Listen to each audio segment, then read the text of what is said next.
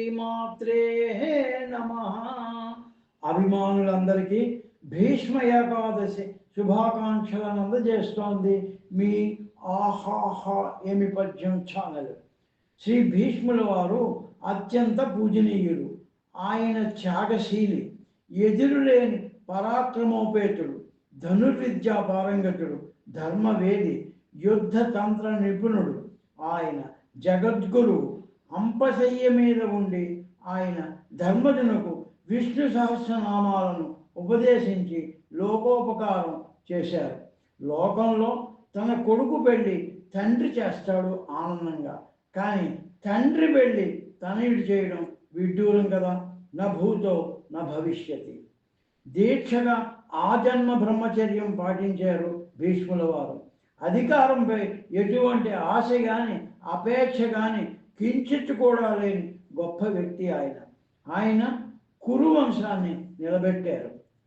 భారత యుద్ధంలో 10 రోజులు అరివీర భయంకరుడై భగవానుడైన ఆ శ్రీకృష్ణుని చికాకుపరిచి కోపానికి గురి చేసి ఆయన చేత చక్రం పట్టించిన మహాఘన పరాక్రమశాలి. ఆ గాంధీవి కూడా గడగడలాడాడు తాతగారి విలువిద్య నైపుణ్యం చూసి.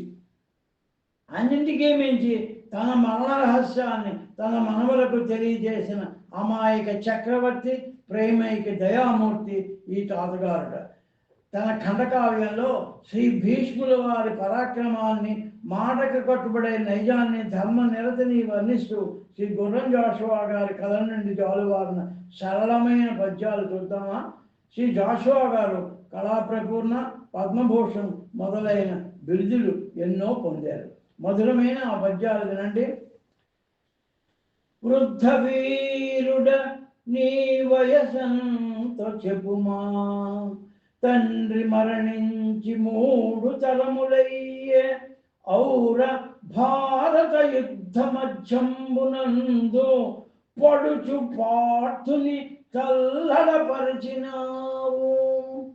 ఆలయ నీవు ధర్మజునిగాయు పట్టెరింగింపకుండిన శౌర్యు సవ్యసాచి మరునాడు రణంబున నిల్తురే కృపాపారట నిక్కంపు గిలుక గైకొని నీవు ధనస్సు పట్టిన నీరైపోవే లోకముల్ నింగి గుబిల్లున కులిపోవదే.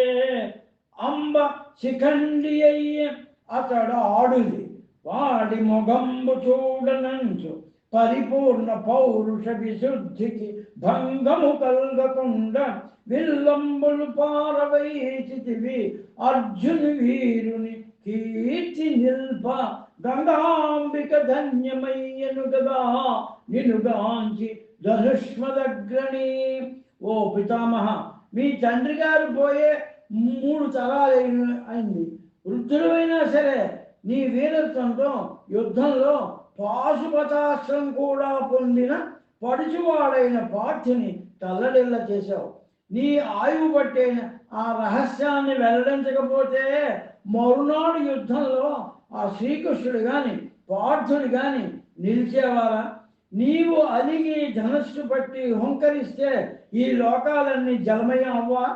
నీంగి శబ్దం చేస్తూ గుభిల్లున ఒక్కసారిగా కూలిపోదా?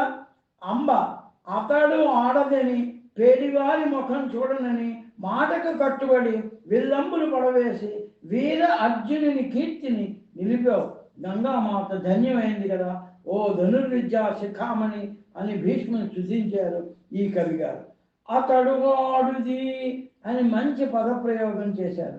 ఈ పద్యాలు మీకు నచ్చినట్లయితే లైక్ చేయండి, షేర్ చేయండి, సబ్స్క్రైబ్ చేయండి. మళ్ళీ మరో పద్యంలో కలుద్దాం.